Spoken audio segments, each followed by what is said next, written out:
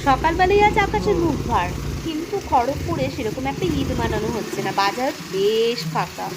ছাতা নিয়ে চলে গেছিলাম বরের গাড়ির পেছনে, কারণ ও আজকে ছুটি নিয়েছিল।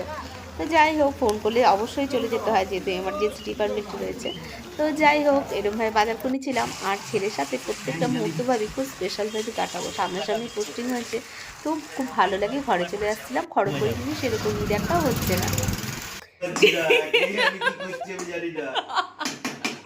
ওরে আমাদের তো ভেঙে যাবে সব, কড়াই উনান সব ভেঙে যাবে। এই কি দিচ্ছিস এটা? ম্যাগি মশলা।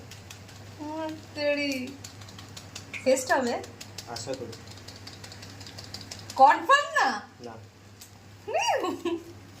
ছিঁড়েছিস? দুনিয়া কথা। দেখি দেখি কেমন ছিঁড়েছিস। এরকম ছেড়ে না, কেটে নিয়ে আসছে তুই। এটা আবার কি কাটবো? কাটতে হবে এটা।